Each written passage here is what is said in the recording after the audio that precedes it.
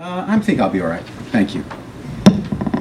So I also wanted to thank Roger Williams and Hassan for inviting me to participate in the seminar here today. And really, I've also, as Bob did earlier, I've rejiggered things a little bit. My original assignment was to talk about the work I have done for the Legacy Project and the art of memory, the art of afterward, I call it.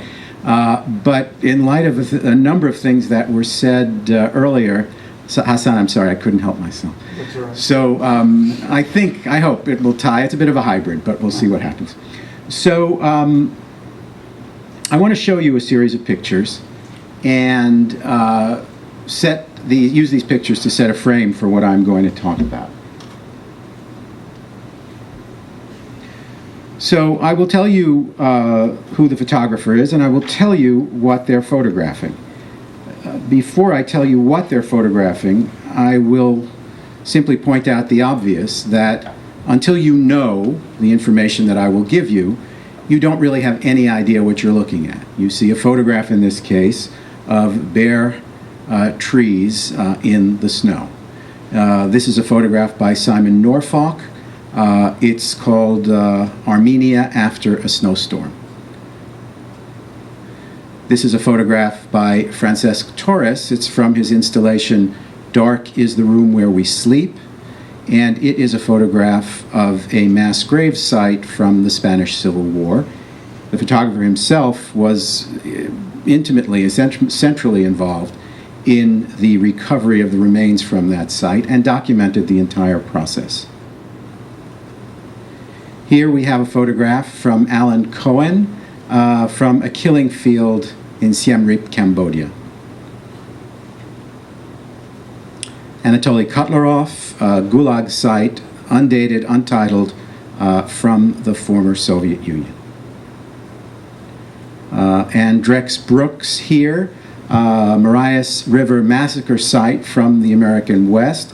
And I think, Erica, you were the one who in yesterday's presentation spoke about the Sand Creek massacre. Drex Brooks has a photograph of that as well that I have. Just by chance I didn't use it, but the photograph nonetheless frames the issue. Now, I have shown you photographs of empty places, and what you cannot do until I identify the place by a historical event is recognize the emptiness that was there, that was created there, and that draws these photographers back to document it. So what might appear to be an empty field is in fact a killing field, but years later. After the fact, photographers, as a genre that sort of has emerged through some of the work I've done and others, photographers are going back to empty places, not because they figure that they can see who the victims were or identify them in any way, but because they want to document the emptiness that was created in these places. We've had many quotes about landscape in the course of the last 2 days. Mine, to add to the pile, is from Simon Schama, who said, "Landscape is culture before it's nature." That is, what we bring to the framing of our view of these pastoral and sylvan scenes is in fact capable of redefining it so radically from the original vision of what we're looking at. And so the issue that I've been so interested in is, of course, contemporary reflections of memory and how these memories, how these reflections on memory are created and documented. Now, all of the works that I showed you are part of a collection of art that I put together for a new Holocaust museum. It's not quite so new anymore, it's about 4 years old, that opened in Skokie, Illinois, outside Chicago. And I was brought in to create a permanent collection of visual arts on this art of afterward. What is it that draws people to create in the aftermath of mass violence? How is it defined? How is it framed? And what do these various creative processes have in common? It's a long story behind this and a lot of work that goes to sort of the reason it's in a Holocaust museum, and I will show you some other work later. But I do point out, simply as we stop here, that the work I've showed you is not work about the Holocaust itself. It's work about emptinesses that are created in the aftermath of mass violence, and I'm going to try to argue later that this recognition of emptiness at the scale at which each of these events evokes a history, that scale is something, the recognition of that scale is something that is tracked back to the Holocaust. A number of things I will say, but a slight detour here, because when we talked about the text of a memorial, the memorial culture itself has changed radically over 100+ years. But one of the things that's emerged in terms of the transition of the memorial to the modern form is the change, it was discussed a bit yesterday, from sort of the general on the horse to the masses of the victims. That's a real transformation. I'm going to tie it back to in fact, the democratization of death, which in some cases, which I would say, in fact, reaches sort of a height of recognition in the aftermath of the Holocaust, but which in fact began before that. I mean, the issues of mass death, recognized as such, are described in classical literature, but really in terms of how they translated into the landscape. The first manifestation of this phenomenon of democratization of death, I think, goes to Gettysburg and the effort to reclaim the individual soldiers, give them their names at a resting place at the burial ground that was consecrated and, of course, was marked by Abraham Lincoln's address. Now, it's hard to remember this, but Gettysburg was one of the first instances where the results of mass death, mass killing in this case between the soldiers of the North and the South, was in some sense rebuked by the effort to provide an individual grave for the fallen. This was not the tradition either of military or civilian interactions previously. But for a variety of reasons, this was not something that took hold even in the U.S. Civil War, or in subsequent wars until World War I. It was in the aftermath of World War I, in fact during World War I, as has been documented, that the recognition that mass conscription had created a mass sense of expectation of the return of the soldier even after he had fallen throughout the society, because all levels of society had been affected, that this was something that the demand was placed upon the British Army first, and it created a Graves Commission to recognize the fallen where they fell, either repatriate them, bury them by name on the spot. And after the war, in the creation of towns all across Europe, the battlefields in particular, in these small towns, memorials to the fallen that no longer focus on the man on the horse, but focus on a list of names on the wall. By the late 1920s in France alone, there had been constructed more than 20,000 of these memorials focused on the individual. Of course, the Normandy field, everybody knows. Again, the reclamation of the individual name. The transfer of this, though, we talk about the death of military figures, soldiers, but we know that in the context of the 20th century, in the context of total war, the forces of the state were not just turned against opposing armies, they were turned against internal populations of civilians. Certainly the Jews, certainly the Gypsies, certainly political dissidents, a variety of categories were created by which the power of the state, the militarized power of the state, could be applied in industrial fashion to the annihilation of civilian populations. And this is really a transformational moment for a variety of reasons. The technology is present to do this, number one, but also the will and the vision of a purified society is applied to these industrial techniques. It's very important to think, in relation to World War II in particular, that there was a vision behind the Holocaust and behind these attempts to annihilate civilian populations. The vision was one of purity, and the vision was one of an unsullied future. The Thousand-Year Reich was supposed to flower for that period of time because it had gone through this purification process. What that did in the aftermath is increase the importance in collective memory of trying to get back to the individuals, to the individual victims by name. This is the memorial site in Hiroshima, where a comparable process has been put into place, where the individuals who were present, incinerated with the bombing, are listed by name in a memorial.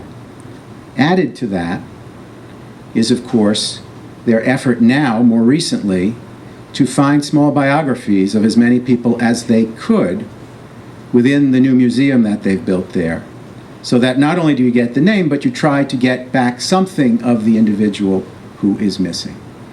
I think it's only in a context of mass murder that one can begin to see what the importance of this kind of reclamation project is.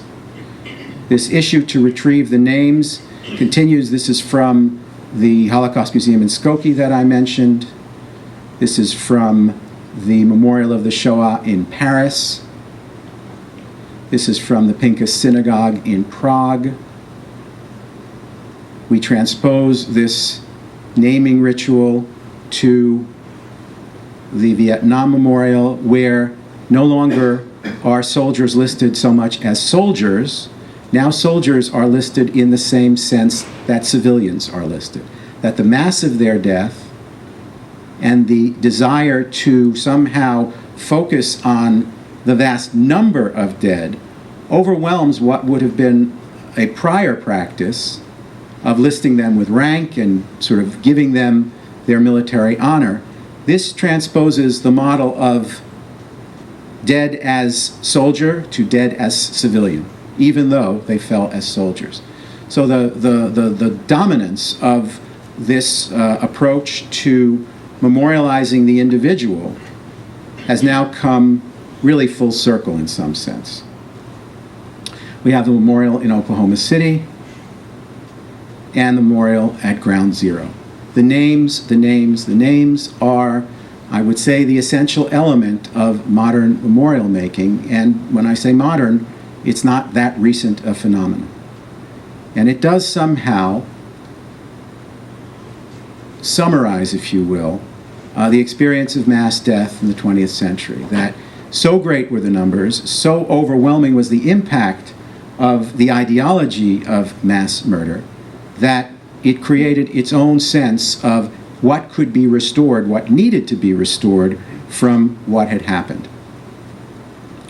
Now, thinking about that litany of memorials and thinking about the ways in which memorials are intended in some sense to fill the empty spaces that were created or photographed and documented in the first set of images, because when you see an emptiness like that in those first images, when you recognize why they are empty, there's almost this instinctive desire to find some way to fill back in the emptiness that was created. It seems an offense somehow to simply allow it to be unremarked and empty as it stands in a field. If you think about the world in which we live and the nature of memory, how it's evolved in the post-Holocaust period, well, let me put it this way. The Holocaust occurred over a 12-year period from 1933 to 1945. We know the boundaries of that historical period. We live in a world which we might define as a post-Holocaust world, but as a period of history, it's already 6 times longer than the actual historical event from which it was derived. Why has it lingered so long, and why has it reshaped our memory and our ways of thinking of the past? The philosopher Beryl Lang talked about the Holocaust as an unchangeable fact of the present reality. And for those generations born after the Holocaust, he writes, they don't know the world without the Holocaust in it. That is to say, something that had become, something that was unimaginable beforehand became an actual reality that could not be erased from memory, it could not be erased from the world, and it set somehow a standard that everyone who thinks about the world and human interaction now must come to terms with, whereas there wasn't even a way of recognizing this beforehand. That's not to say that terrible things and mass killing had not happened before. Of course they had. What it means to say is that they had not been recognized as their own category. Many of us know, I think, that the term genocide was actually coined in the early 1940s to describe a crime that had not had a name before. There were mass murders, in the plural, but this was an attempt to describe a deliberate mass murder, in the singular, so that the term genocide was a way of taking what might have seemed disparate and unconnected and putting them under a single rubric so that it could be understood as a totality that reflected a strategy, an implementation plan, and above all, an imaginative vision of what the world could be. This, I think, this moment and the recognition of what this was has had the effect of allowing for the reconfiguring of history, even history that occurred before the Holocaust, in the light of what we understand about the Holocaust.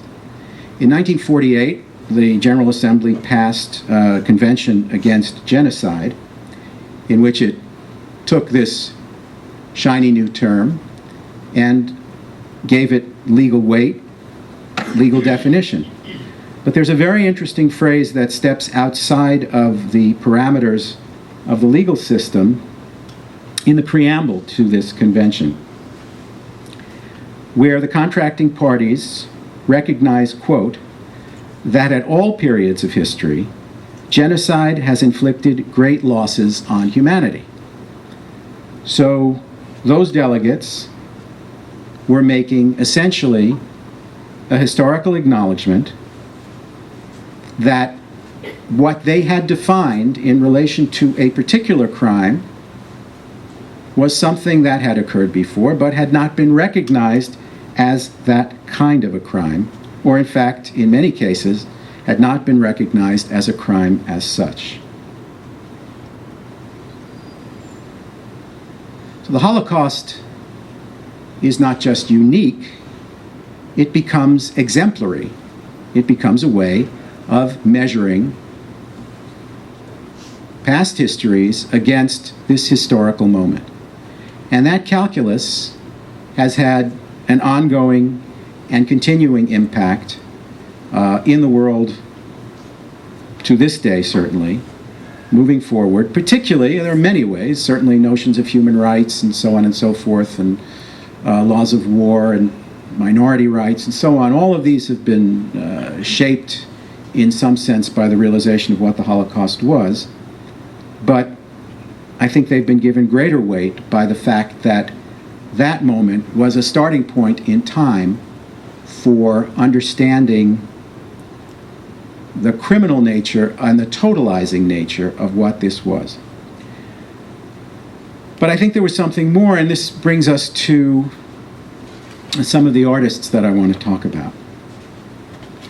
One of the things that's really striking, and I mentioned this before, is how in formulating their plan for mass murder, the Nazis used a series of terms that generally have an extremely positive valence.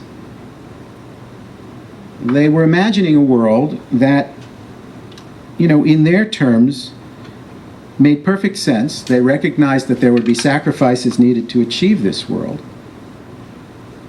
But they wanted to realize this vision of the future.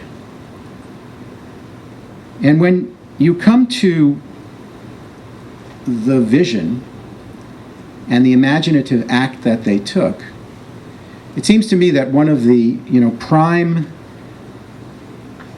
methods or the prime responses of revulsion to this was the recognition that they had taken some of the most positive human qualities, the imagination, the sort of sense of solidarity of a society, and they had turned it completely on its head to the most malignant, destructive ends possible.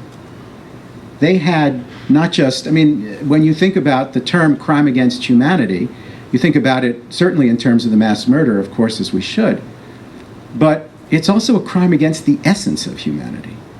It's a crime against what it is to be human, to take all of these aspirational human qualities and turn them to these purposes. One of the things that's remarkable about the response to this event in the 70-odd years that have passed, and also the response to other events which have now been understood again and differently in relation to the Holocaust, is that, at least as I see it, there is this attempt to redeem the imagination which had been betrayed by these acts, betrayed in the sense that the imagination had been turned to murder rather than to some sort of flourishing world.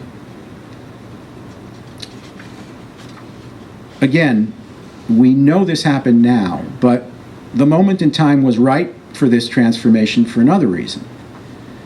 There was, at the end of the war, technology that made it possible to show people things that they would never have been able to see before, even if the exact same event would have occurred 50 or 100 years earlier.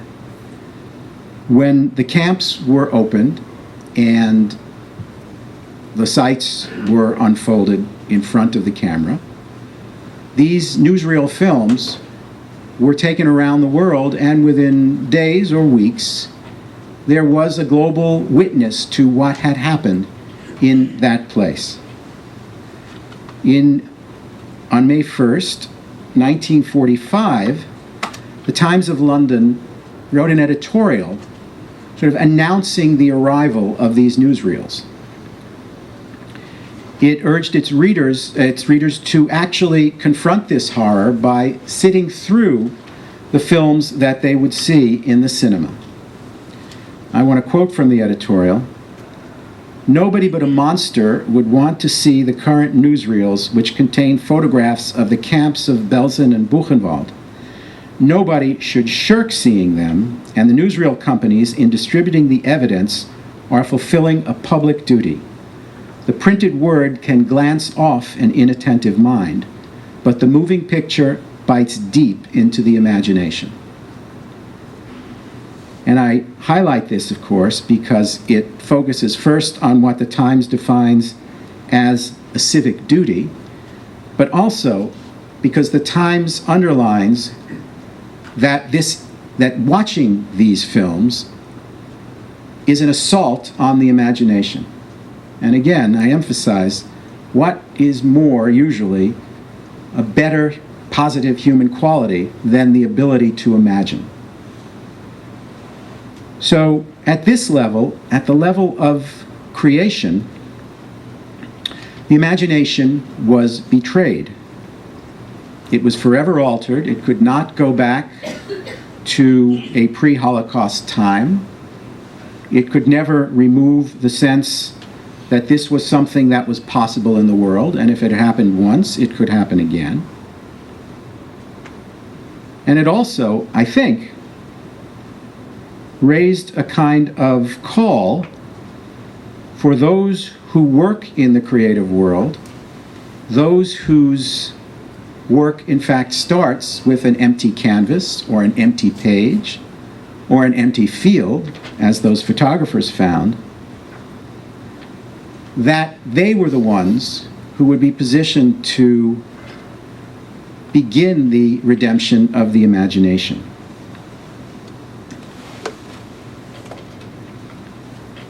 So when I started looking into this for the work I did for the Legacy Project, I didn't have a sense of what was out there. I had a sense that there should be a kind of affinity among these creative responses.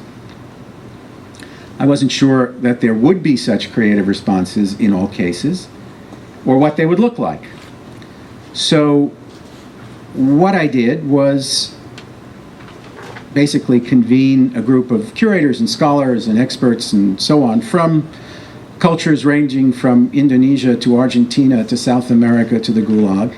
And the sort of mission was, I'm not going to tell you what there is, I'm going to tell you what I'm looking for, and you document for me what there is. I have to say, it was as if the floodgates had opened. Because, as I found, and really it surprised me, there was no culture that had suffered an episode of sort of mass violence that had not produced, each in its own vernacular, in its own terms, vast expressions of a kind of imaginative restoration, a way of trying to get back to all of these individuals who'd been lost. Cambodia is the best example I can cite. I'd been told there's no real point.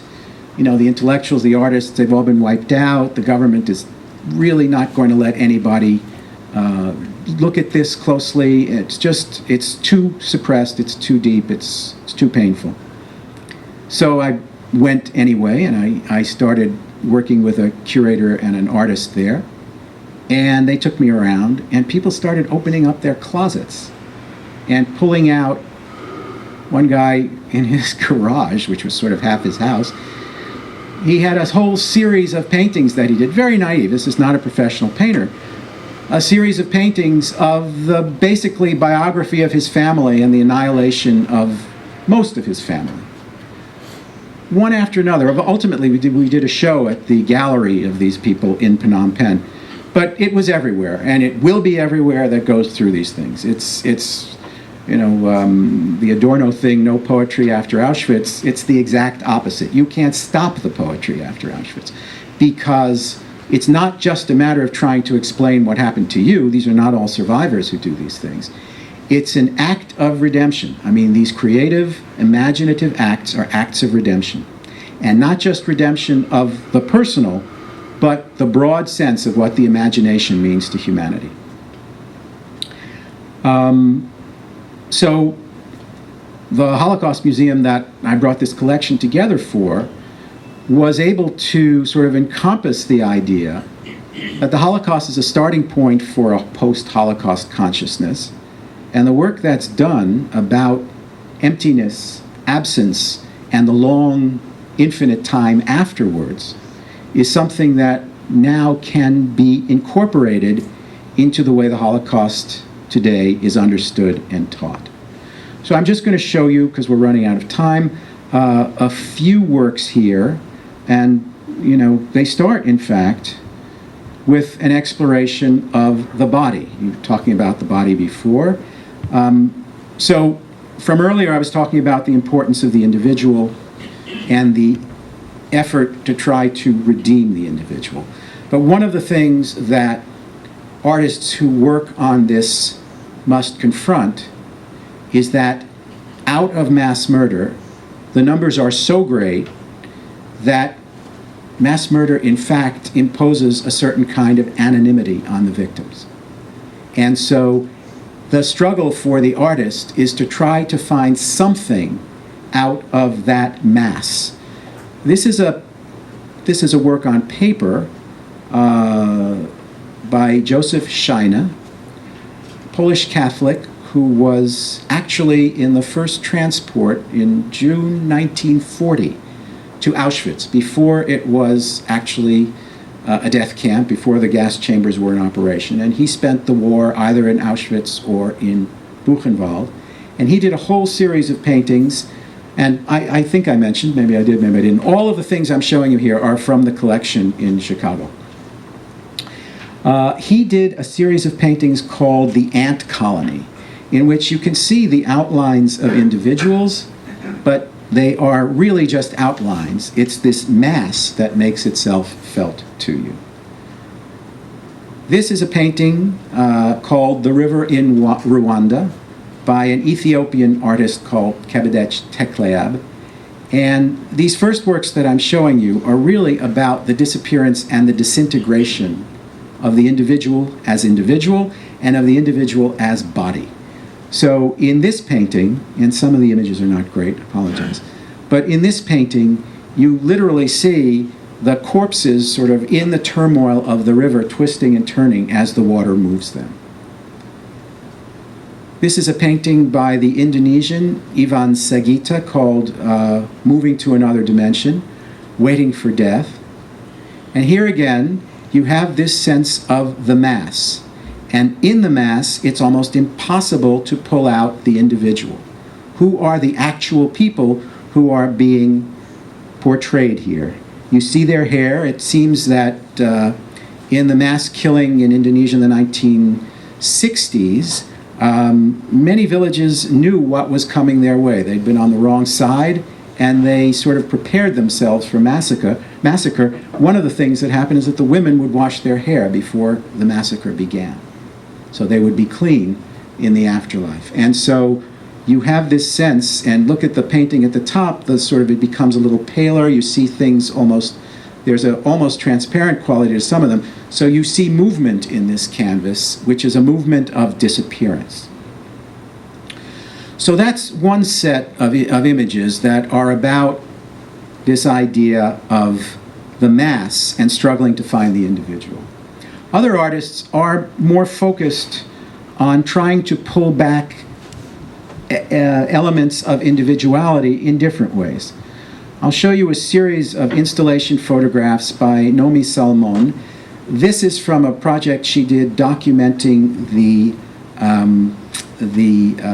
artifacts in the collection of the Yad Vashem Holocaust Museum in Israel.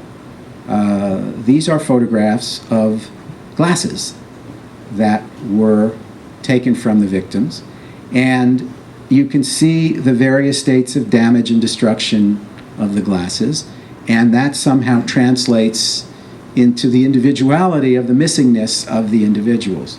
The transposition here is, we are animate objects, so we think of the inanimate as not having a life, but when the animate is gone, it's the inanimate that comes to stand in for those who can no longer be there.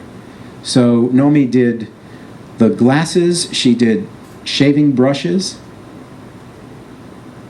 and she did dentures, which for me is the hardest one to look at.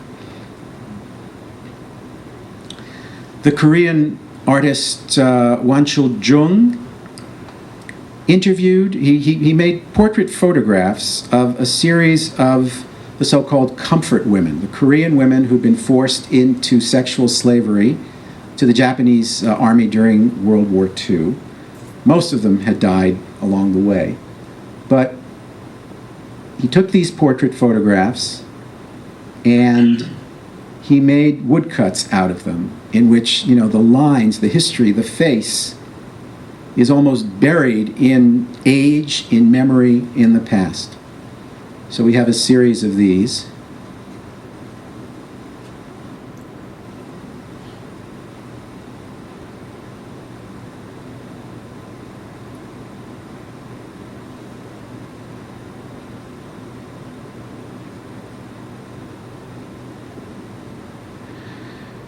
Other artists try to find really a historic trace of something from before in the contemporary moment that they work in. Maybe it was Eric again, but someone showed some images yesterday of the slave ships that brought this work to mind. That's why I'm showing it. It's a huge woodcut by Willie Cole, the African-American artist. It's called Stowage.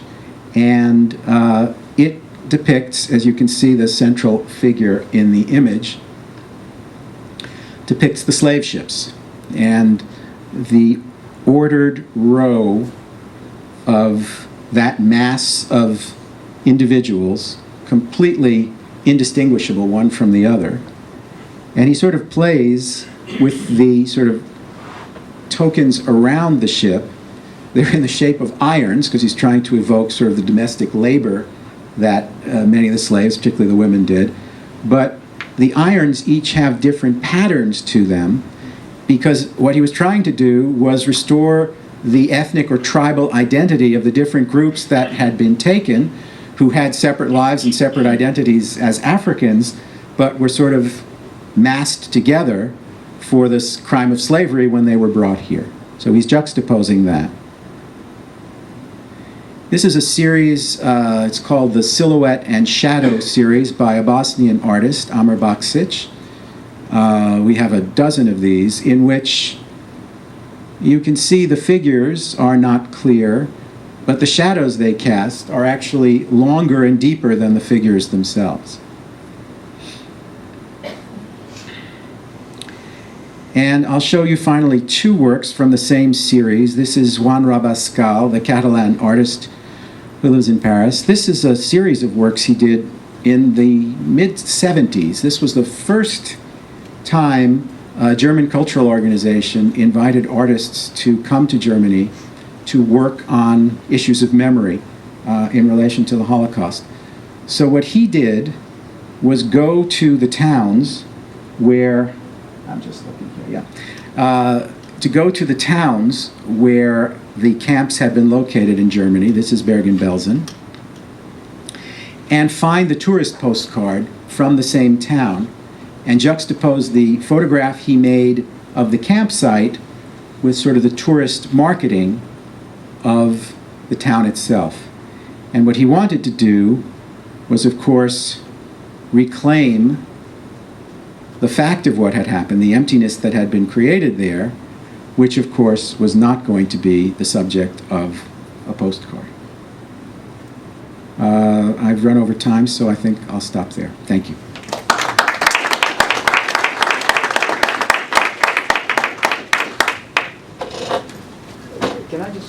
I'll start with something which is to do with the reshaping of the imaginary, you said, with the Holocaust. And one of the things we were looking at was 9/11, which is the next kind of much more instant, much closer to us than a lot of people who are no longer alive at that time or are soon not to be alive. And the other thing is that that was done through the communication of it was done through newsreels, right, at one stage. Now, of course, we're in a stage where everything was instant.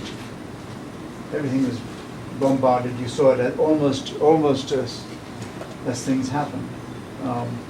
So it changes this question about what does that mean to us in terms of, well, not just democratization of death, but how do we deal with something like that? Because we don't have the distance to look at it critically or in any way. So the memories are very new.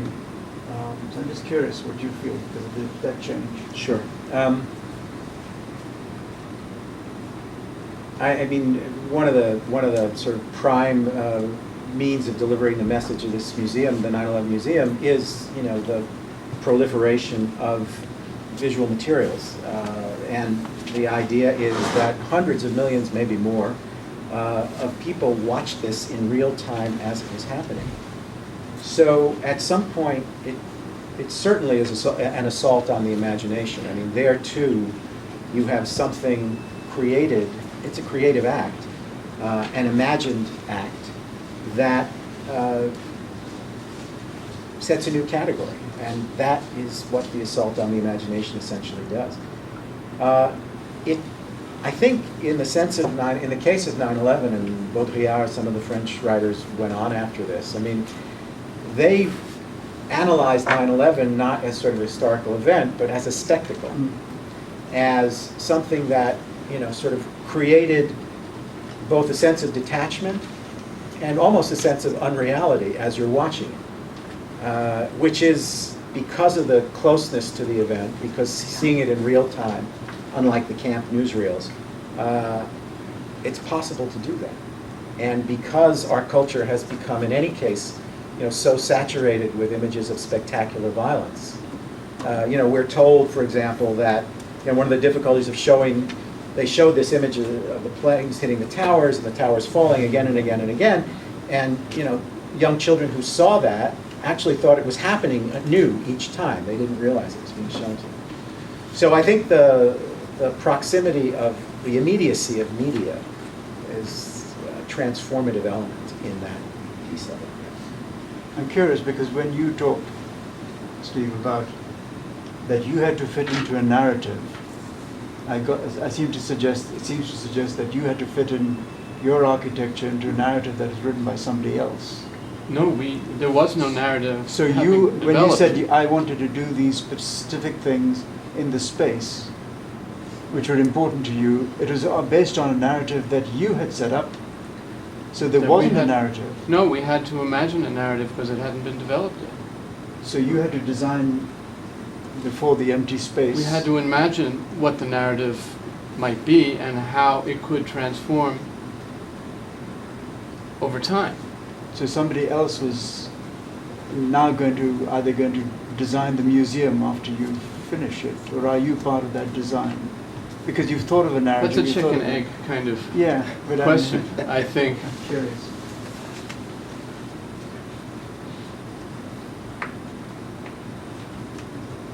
It was an iterative thing. I don't know that it had, I don't think it had a structure which I can really describe, which makes it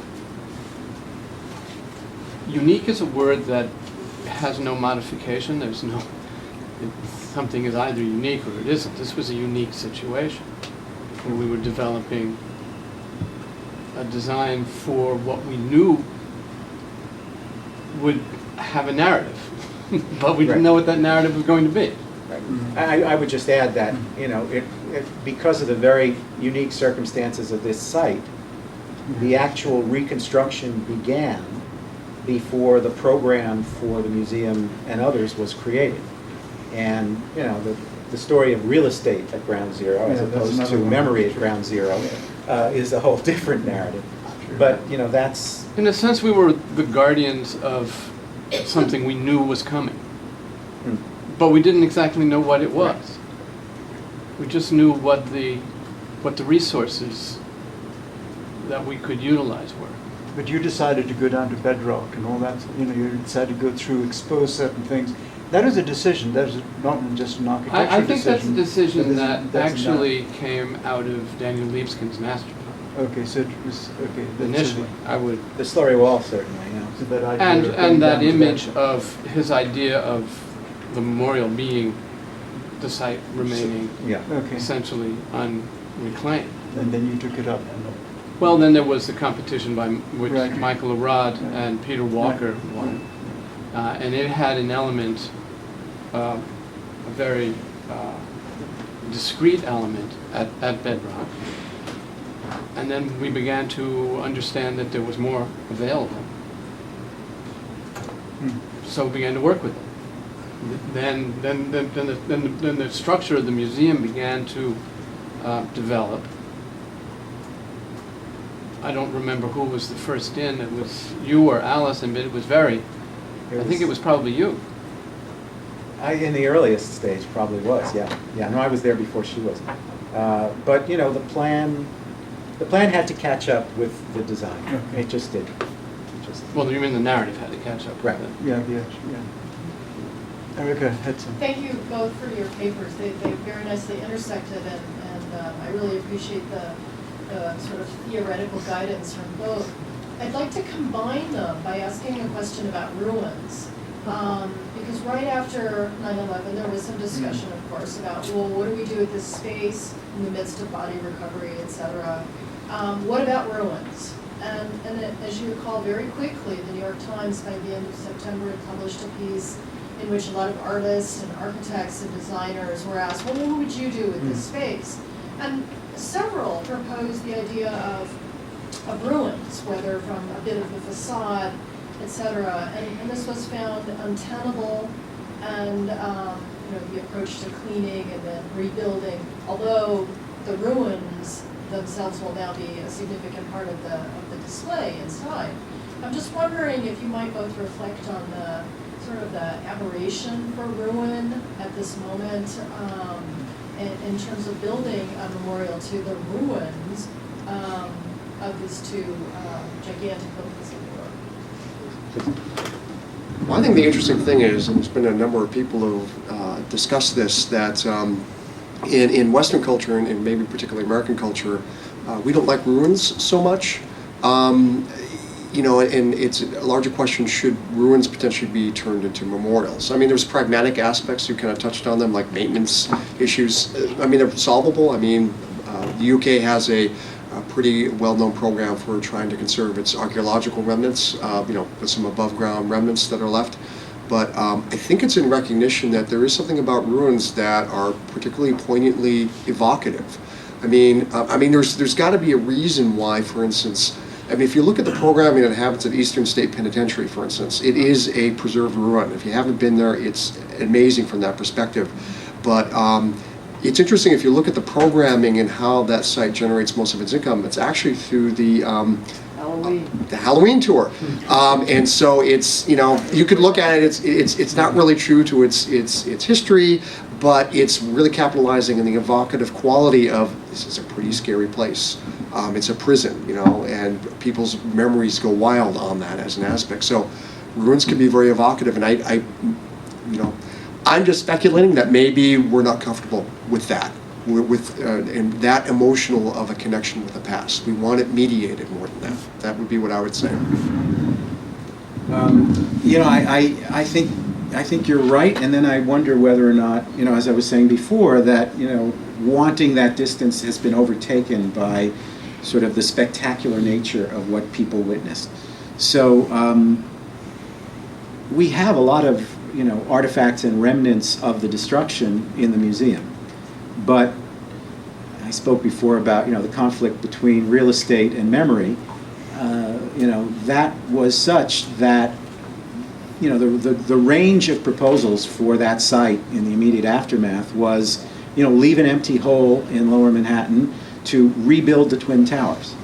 And I think the rebuilding the Twin Towers was more likely, never terribly likely, but more likely than leaving a hole in the ground because of the real estate demands of all of that. Even to the point that there was something called the Konings Fear on the plaza of the World Trade Center. It was this 25-foot sort of, sphere of the earth, and it's sort of some slightly abstracted sculpture. Anyway, it wasn't destroyed. It was damaged. It wasn't destroyed. And there are people who would like that to be back at the plaza level at the World Trade Center because it's a surviving artifact, though very damaged. And there are others who say there's no way, this is not what we want to see when we're trying to rebuild a neighborhood. So the issue has not gone away. I think that we're entering a really interesting time as in the next few years, as these 9/11 projects begin to come to a close and we begin to understand the landscape of that area. Individuals who were born the day after 9/11 will be entering high school in 10th, 11th grade, and will begin to have intelligent conversations about that time in our history that they never lived it themselves. So I guess, how do we begin to reconcile conversations about this time in history with those who never bore witness to it, and how does that relate to previous events such as the assassination of JFK, that kind of thing? I guess it's kind of more of a comment, but I guess I might maybe get your comment on that. How you begin to have discussions about this event with young individuals who are influenced by this, and this event becomes very important to their as they grow up and enter into the world. Well, yeah, I mean, we're trying to build an education program, and every day that we don't have one is another day that there's another 100,000 students who don't remember this. the point I think we have to make is that this altered the world that they come into. I mean, it really did change the imaginary that would allow them to think of the world in a certain way. And even if the attack on the towers is done and the rebuilding is complete, whenever that is, you know, we went to war twice and then elsewhere. We have a different balance on civil liberties and security. You know, we have a different relationship to the world because of that, and they will inherit, for better or for worse, whatever that is. And I think one of the things, again, you know, I think we're much more conscious of how to do these things than maybe was the case 50 years ago. This whole field of memory studies and the focus on, you know, how does a society remember, that was sort of not really much of a focus. If we'd done this museum 30 years ago, we'd have done a different project. But now, there really is a professional audience for this, not just a general audience. And there is an awareness, and the kids themselves incorporate this awareness. You know, if there are attentive students, they realize the value of history, but also the immediacy of this event. And maybe because of the media, those two things, history and immediacy, somehow combine. Thanks, Steve. Did you have? No, I just wanted Steve. to add to Erica's question, is that the documentation was so extensive of the site, and there were so many spectacular images. And I think the one that you're thinking of is the one with the series of trident steel pieces People talk shot about from, but and, ruins, that's the Right, but image there- that they came up with. that's the image I think that many people have in their mind's eye about the ruin. It's almost the raising of the flag at Iwo Jima. It's one of those moments. There was no hesitation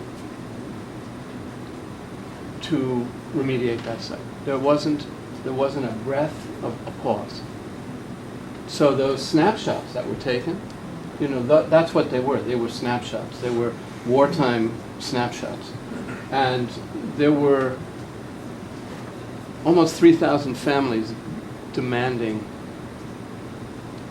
the continued search for remains. So It would have, It was- well, it would have been impossible, because you were searching, you would have had to reconstruct the ruin, if that's how you were going to do it. I mean, some people, I can't remember if it was an artist or an architect, but imagined, well, remember the rubble at the end of the war in Berlin, but we couldn't possibly have done that, because there was still the ongoing rescue operation. So that imagination of ruin was impossible.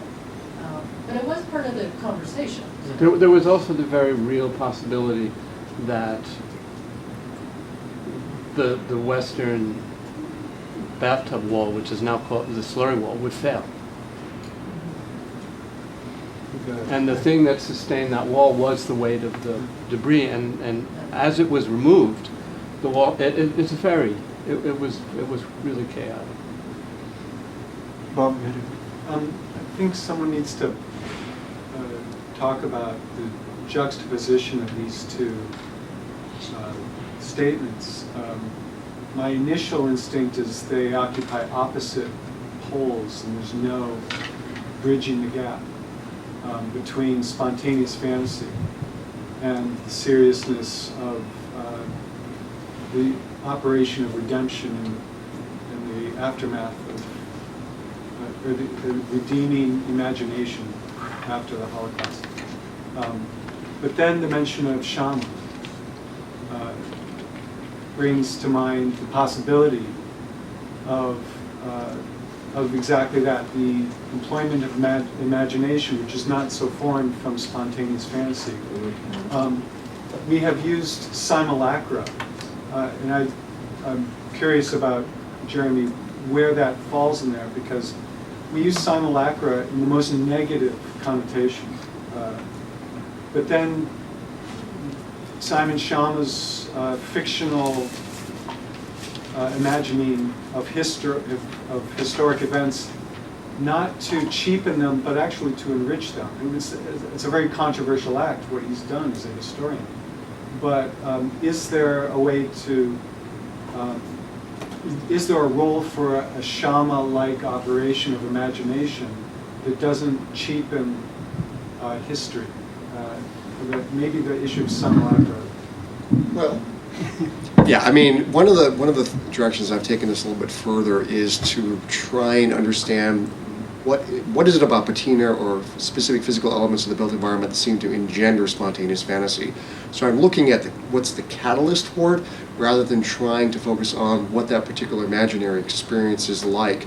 In terms of if one of the goals of historic preservation is to try and preserve significance and authenticity, at least that most stakeholders perceive, then if we still focus on the fabric of the built environment, we're trying to maybe preserve the ability for it to do these spontaneous fantasies, but we're not really, preservation, well, if you look at the writings of the architects in colonial Williamsburg in the 30s, they clearly recognized that this idea of fantasy was part of restoration attempts, and they vilified it, extensively, and it's really why preservation practice went on a very positivistic track until like the past decade or two, because we weren't really prepared to open this door of subjectivity, and many people still aren't really sure what to do with it.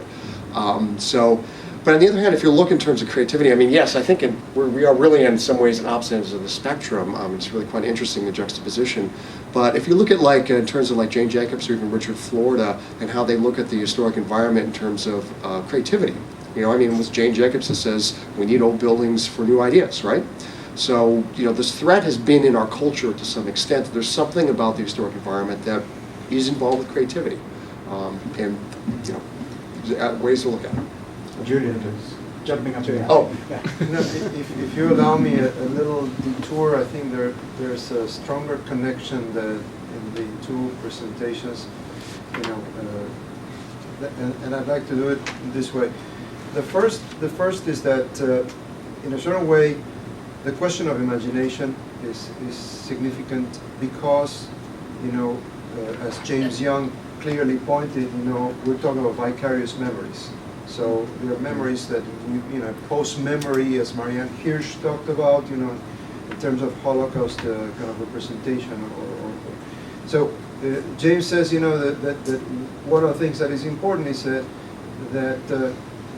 is memory work itself the difficult attempt to know, to imagine vicariously, and to make meaning out of experiences we never knew directly that constitutes the object of memory. At least, so one of the three things. And that memory work, at least in the context of the Holocaust, should be anti-redemptive. And this is a very important thing, so to ask ourselves, could we attempt to redeem history through our work? I don't think so myself. I don't think that's the role of architecture or art, sort of to redeem history. Leo Bersani said that the catastrophes of history appear to matter much less if they are somehow redeemed through art. And I think there's a problem with that idea. Yet, the question of imagination and creativity is a very different thing. It's not about redemption. It's about learning. And it's about how to address the questions that come from histories or traumatic histories that perhaps is the kind of the question of educational principles. Is it about telling the story? The issue is what means do we use to tell the story? Because sometimes we are told, that to tell a story means to kind of have a specific narrative, perhaps a single narrative, authoritative narrative that tells us a story, with dates and facts and, numbers and all of that. Yet, it's very difficult to imagine, and that goes to what you were presenting, in terms of phenomenology and in terms of addressing this. And I think Cliff, what you showed in terms of the images. Why is it that this collection of images will be at the Holocaust Museum in Illinois? Beyond the question that you were asked to do it, there's something powerful about the value of the image itself, or the imagination and the juxtaposition of that as a collection. And that is to me what starts to be surfacing in many of the works that we attempt to do. Is how do we look at the archives of materials, which are not only historical archives, data, let's put it this way, but other things. And I think, Ernst van Alphen, the writer a while ago, suggested something quite interesting about learning, in the context of traumatic histories. And he used examples of Zbigniew Libera, to look at play, to look at the specifics of, spontaneous and imaginative works that conduct the mind of those who did not experience the story, to imagine themselves as part of it. And there are lots of things, kind of discussed about this. But I think there's, there's a strong connection between these two, presentations, as a kind of a round discussion between the kind of question of phenomenology and the question of the impossibility of knowing, and the way that we perceive image. I'm going to suggest that we open this up to any of the other issues that you want to take up, which may be the same ones as well, continue them on. We were going to do a panel with 4 or 5 people, but I think the panel is actually scattered in the room, so we'll let the panel remain where they are. And if that's all right, and we'll just have a conversation and ask you to give some thoughts, as I wouldn't say wrap up, but some thoughts about what you felt you've experienced, what you think has been important. I'd be curious to get reactions from people. If you still want to have a panel discussion, I'm happy with that too, by the way. But I think we have got a panel. They've all been talking at the moment, the same panel. So it's all right. So we'll leave you where you are, but ask for your sort of last sets of comments and ideas, if there are any thoughts. I have some. Sure, absolutely. I'd like to actually start essentially by reacting to the 2 presentations, the most current ones.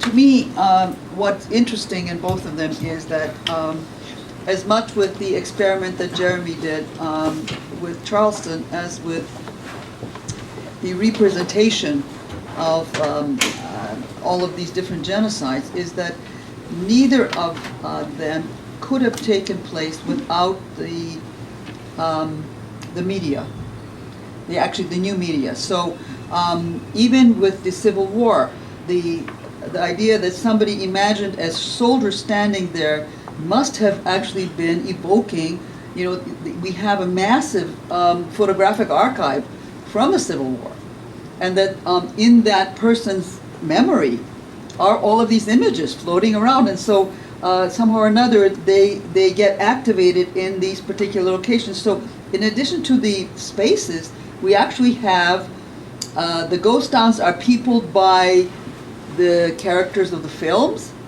The Civil War soldiers pop up in different locations. The newsreels of Treblinka, etc., are forever with us, and they're constantly rerun. I mean, it's not that and because it's totally reproducible, even the youngest people were saying, well, there will be a generation very soon that did not see the images on the screen of the towers coming down. Nonetheless, these mediated, powerful mediations of essentially photography and its regeneration in moving images, actually, I think, not only quantitatively but qualitatively change our nature of the imaginary. I cannot see that that's not the case. At least I would put it to you that we really need to consider this seriously. I mean, really seriously. We have not done that homework yet. So that's sort of a kind of my response to the 2 of you, but actually I think it's a question to everybody. Again, having come out of having done a very different kind of project on the Jerba project, I've come to understand this, that it's exactly the opposite of secret knowledge. The secret knowledge of that particular sect that sort of kept it back, and so on. We are in a state of constant reiteration via these mediated images. I don't know what anybody else thinks about this. And therefore, the phenomenological ladder and the description that you have sort of so clearly laid out to us, starting with Husserl, all but everybody coming down the line. I'm not sure that that early on they even considered this, even though all of these people already lived in the age of photography. I mean, I think it's worth, because we are all such visual people, we really need to attack it from exactly the neuro cognitive, direction. I mean, it is really different. If you did an fMRI on all of us, you will, something else would be lighting up. I can't imagine that it wouldn't. Well, I think what you're talking about is a really interesting question. I mean, that's why I think, in fact, it's kind of a good plug maybe there's an Environmental Design Research Association conference happening here in Providence in about a week. I'm the co-chair of that, which actually focuses on these things. Basically, looking at environment, how it impacts people, environmental psychology, and experimental methods are part of. I mean, what you're bringing up here as questions are things that can be answered. And people have looked at that and other aspects of the built environment, not specifically historic environments, or environments that you consider to have memory associated with it, memorials and things like that. So I'm not sure if anybody's aware of any studies like that. I'm not offhand, but it's potentially an answerable question to some extent.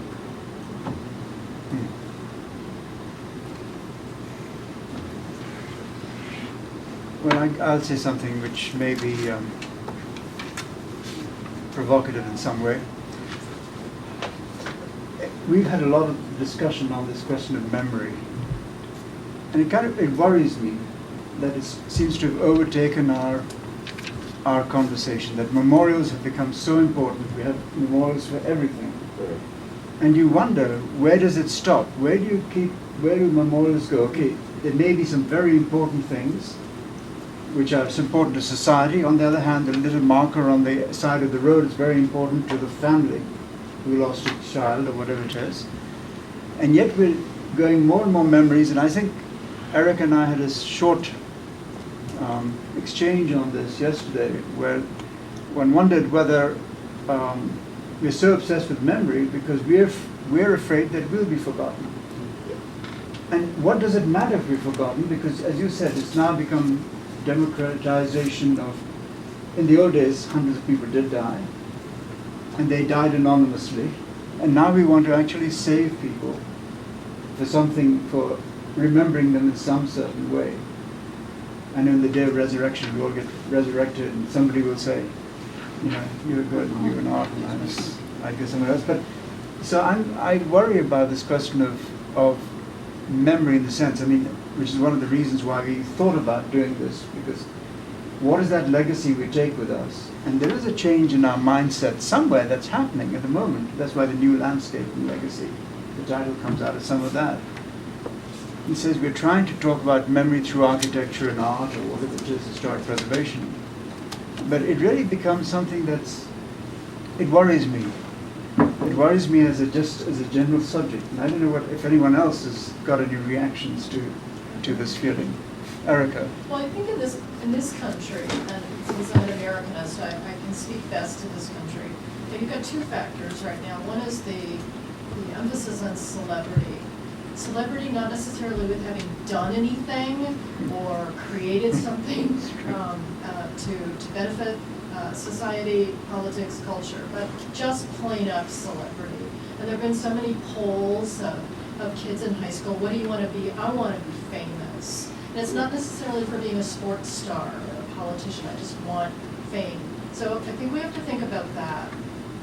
The second part of this, and it's equally important, is that if we're going to live in a democracy such as ours, and we're really going to respect rights, particularly with the gain of civil rights on all sorts of levels in the past 50 years, then we have to respect that for many people, making a memorial is the representation of rights entitlement in public culture or public cultures. So I wouldn't want to give it away or say no. There's one scholar who writes on memorials who has proposed a 10-year moratorium on memorial making in Washington, D.C. And I'm very opposed to that, because what about the people in that 10-year period? forget it, they don't get anything. But I do think we have a problem with the celebrity need, fame, without having really done anything or contributed to the culture. Can I, my first thought was, where was that guy when we needed him? But never mind. Two things about this memorial craze. I'm not convinced that it will continue indefinitely. I mean, if you look at the memorials of the past, they were phenomena in their own times. The cenotaph in London for the dead of world, I couldn't find it. I asked Bobby to direct me. He didn't know where it was, and it was around the corner. I mean, they'd line up in hundreds of thousands to visit it when it was relevant, and things change. And now we live in a culture, highly memorialized, in which sort of these abstract art expressions are the way memorials are made. I don't know that they're going, they meet the need of the time, and then if the time changes, then something else happens. The other thing in relation to memory, and this I think is, we've also been doing work with neuroscientists on memory. It's sort of a multidisciplinary project of memory. And one of the things that is so interesting about what the brain science is revealing is that the links between memory and the imagination are very close. Yes. So these are not sort of opposites.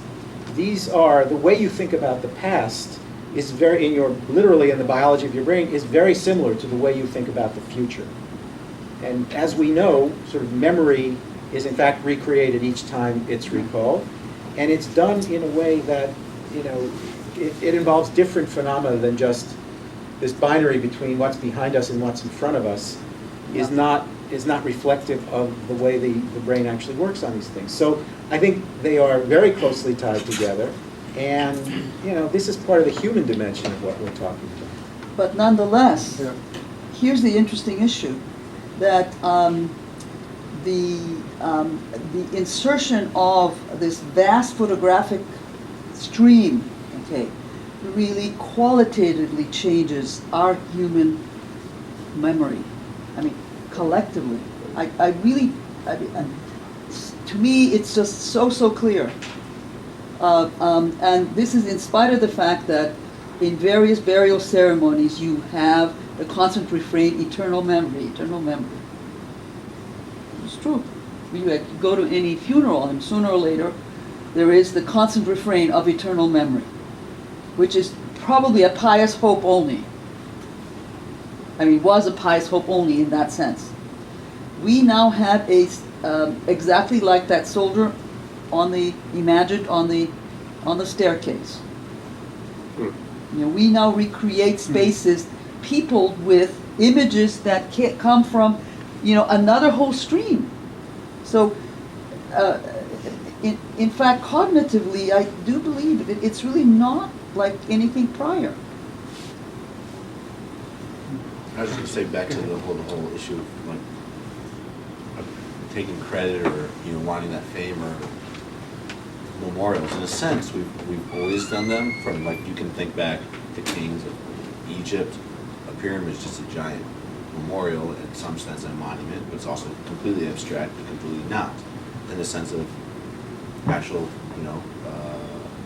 funerals and graves. In a sense, that's for people to remember you and to pay their respects, but it's also, in that sense, it's that memorial to yourself, and you can put whatever you want as your epitaph or whatever, or your eulogy, but it's you as a person. Maybe that's not how you want to be remembered, as on a grave, sorry. And some people also at funerals, they don't want to see the body because they don't want to remember people how they want to remember. They don't want to see them in that state. So it's the same situation with place. Some people may not want memorials because they want to remember that place is how they remembered, or they don't want to have another narrative or whatever it be, a story implanted or forced for them to accept. So as far as making a name for yourself or a memory for yourself, it's just everything's just your own cognitive decision. And back to the every time, I don't know if this is I don't know who published it, but I read it recently. Every time you do recreate a memory, it changes. It's never exactly the same in your in your brain. So it's also a distillation of a memory of itself. So when you do visit a memorial, are you changing your perception of it each time, or so it's just interesting to you have one idea of it, but it's each time you rethink it may change. So it's interesting to think about it that way as well. What I'm interested in is not memorials. Of course, we do these kinds of projects, but I'm interested in memory. But in memory as an action, as I said yesterday. Memory, again, as a verb, not an object. And to me, this is an interesting thing because, even if you look at the writings of Henri Bergson, when he was talking about habit memory, and duration, the notion that we can apprehend the sense of time only through memory, through the idea of memory, so there's something about the connection or connectivity that exists between, fleeting time and knowing that we have a limited span, and the notion that our connection to who we are, identities, are related to memory. That is not the same as subject position, which is I'm a Holocaust victim, or I'm a victim of September 11, or it's a very different thing, but many of our identities are constructed through what we remember happened in our lives. If not, it will be a constant construction of identity, which means, the movie Memento, as an example,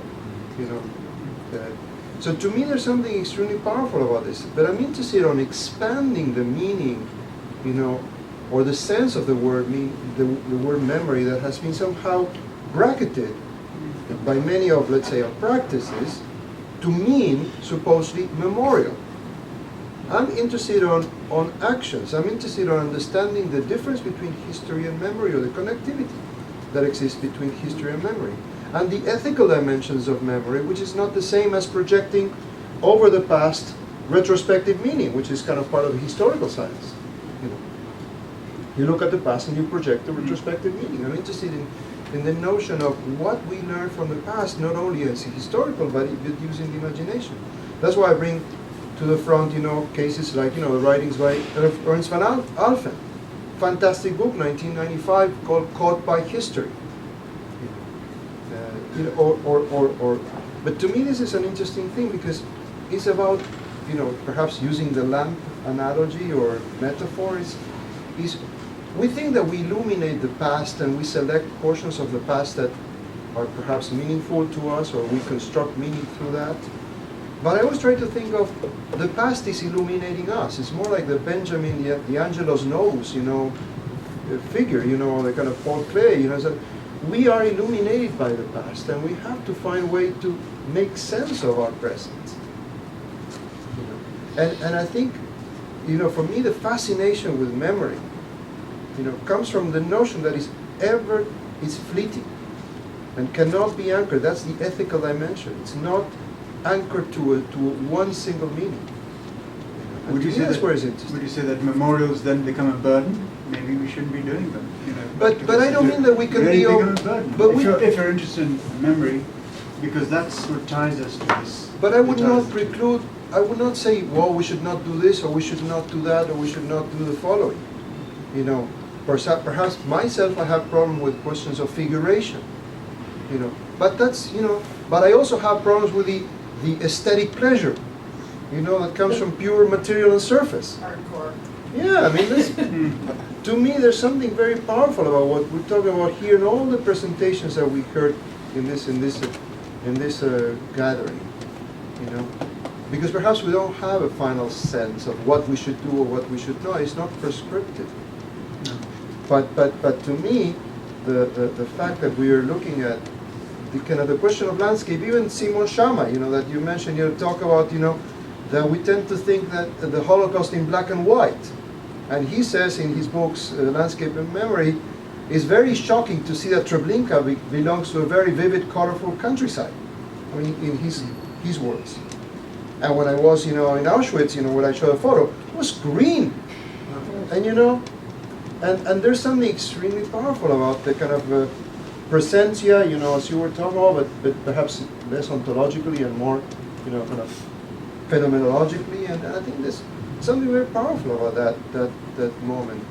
I mean, the moment I walk a place and I smell something, and I remember my grandmother's, house, and tears come to my eyes because she's no longer here with me, but I remember her food, and I was in Odessa, not understanding one single word, yet the food was the same as grandmother's house. That's very powerful. And if we didn't have memory, we couldn't connect these things. I think, Julian, what you're touching on, I mean, the thread here with memory, that people are touching on here is memory it's created. We can't go back, grab a piece of the past, and it's here in its truthful form. It's always going to be created. And the question is, do we need monuments? Are they needed? We can maybe be illuminated by the past, so to speak, about past practice. I don't know, anybody are familiar with, I think the author's name is Loeb or Lowe, Lies Across America? Yeah, okay. Lowen, okay. So he took a look at memorials, basically from like the later part of the 19th century up to maybe the 50s or something like that, historical markers in how they interpreted history from like an objective factual history. And he basically laid out a narrative that, at least through the 50s, memorials were used to reframe history for some sort of, usually a political means. Like Reconstructionist era in the Civil War South. Yeah. It was, the War of Northern Aggression and reframing how all that happened. So I'm not suggesting that that's what we're using memorials for now, but we are interpreting, well, in some sense, we're interpreting the past through a narrow lens. We may not realize how narrow it is now, but we revisit what we're doing now, several decades in the future, and we're never going to do this perfectly. And if we're littering the landscape with a lot of memorials, are we going to be the pariahs of the future, so to speak? I don't know. This comes back to something that came up yesterday, and I was thinking about Julian's project in France and the 9/11 Memorial, because it has to do with the lens. You're not going to find, I assume, in Nantes, advocates of slavery who are going to protest the construction of a memorial. There may be political opponents, it's a waste of money, whatever, but you don't have an opposition to this. With the 9/11 Memorial, it's not simply that it's so much more immediate than the acts of slavery that are commemorated in Nantes, but it's also the fact that there's still a war going on, and the need for that night, and this is really visceral and tangible when you see people visit it. They link that to what's gone on in the world since, and to the combat that's still underway. That's that doesn't really need an it may need an educational effort to sort of temper that and shape that in a way. It doesn't need an educational effort to stimulate that. And the need for a memorial is also, in this case, more or less tied to the contemporary world, to the problem that we are currently facing. Something that interests me as well is the fact that, in this conversation about the super memorialization or the saturation of memorials, is the quality of the memorial itself. And I would say, let's say in the case of Washington DC Mall, we see the memorial by Maya Lin stands as itself as a place that has its own memories. For some people that has been there, that does not have to do anything with Vietnam necessarily. I was thinking another example, Guernica from Picasso. For me, I don't have much relation with the civil war in Spain, in the north of Spain.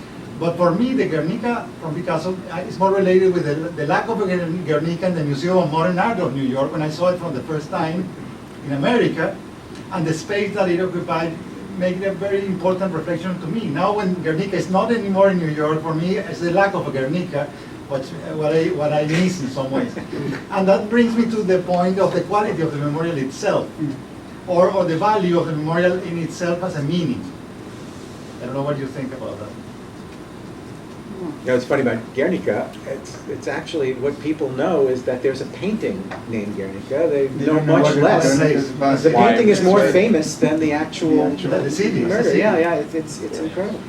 Julian? When you say Guernica, Civil War reminded me, a couple of years ago I had the opportunity to participate on a conference about the creation of what is called the Memorial Democratique, which was a new kind of very interesting institution in Catalonia, about the kind of the territory of Catalonia, the Catalan territory, in relation to the kind of civil war and the 50 years of Franco dictatorship.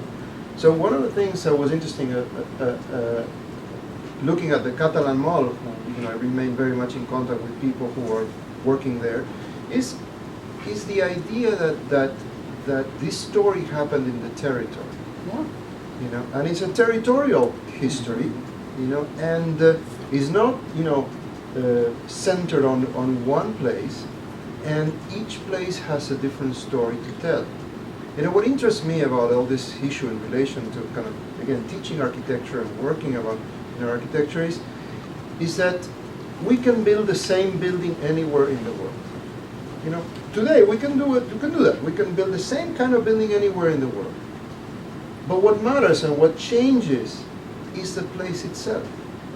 Is the meaning of the place. I think you were talking about it's the site itself that constructs, the meaning of the building itself, or help us.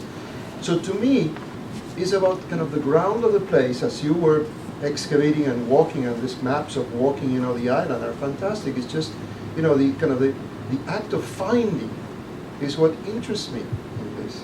But to me, what is the tragedy Yeah. is that discovering that, half the island was evacuated for completely,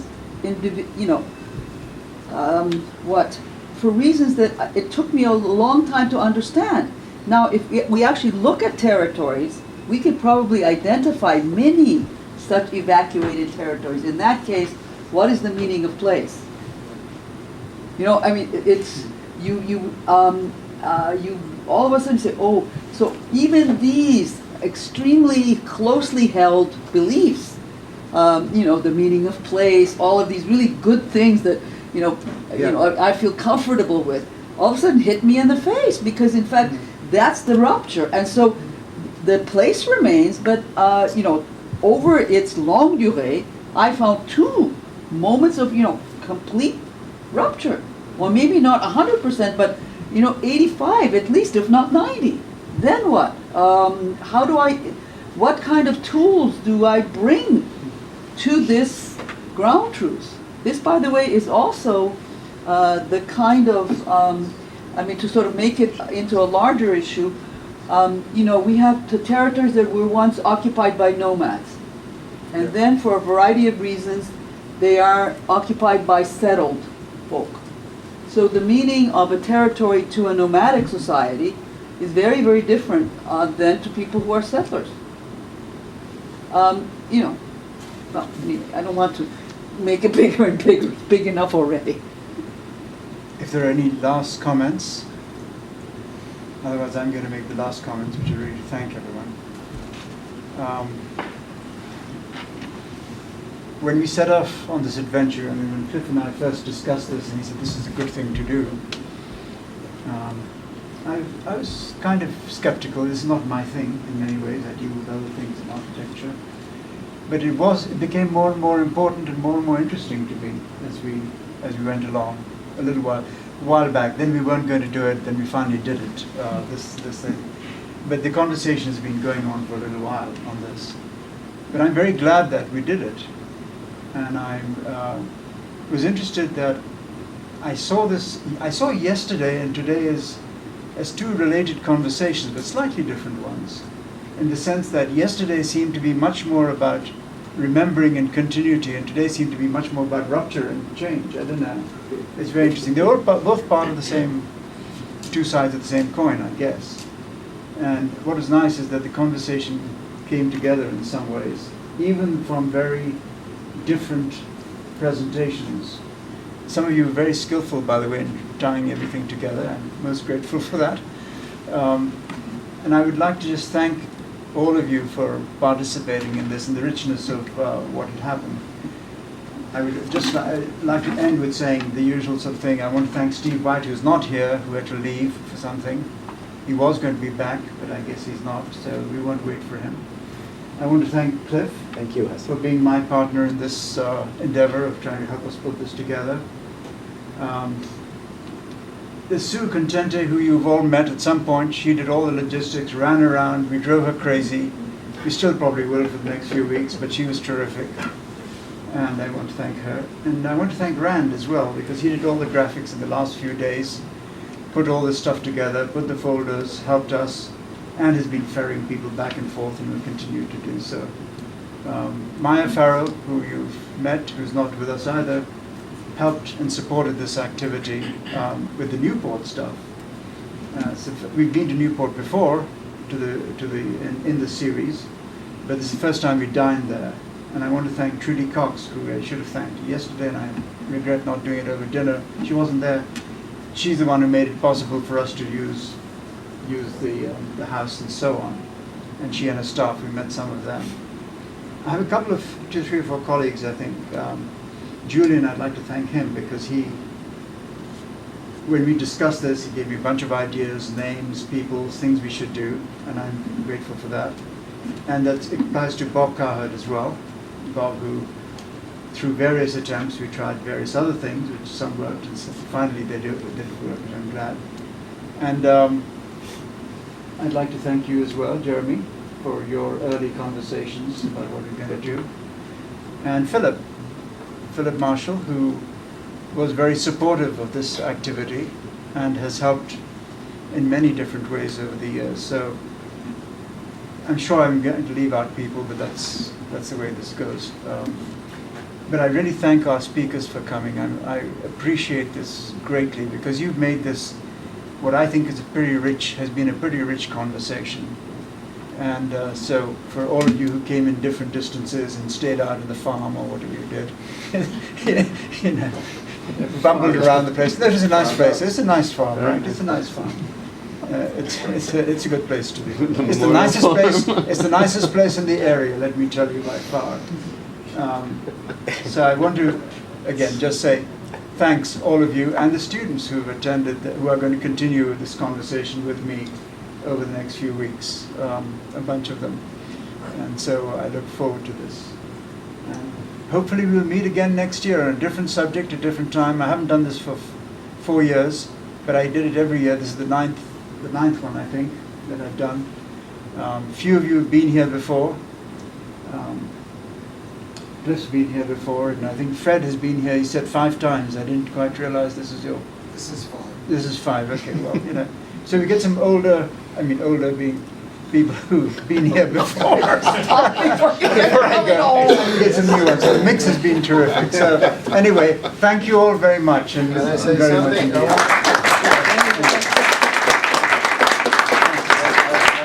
As part of the faculty here, I want to thank especially Hassan and Cliff, but the fact that you took the time to organize this event, this conference, and get us all together, I think deserves another big hand.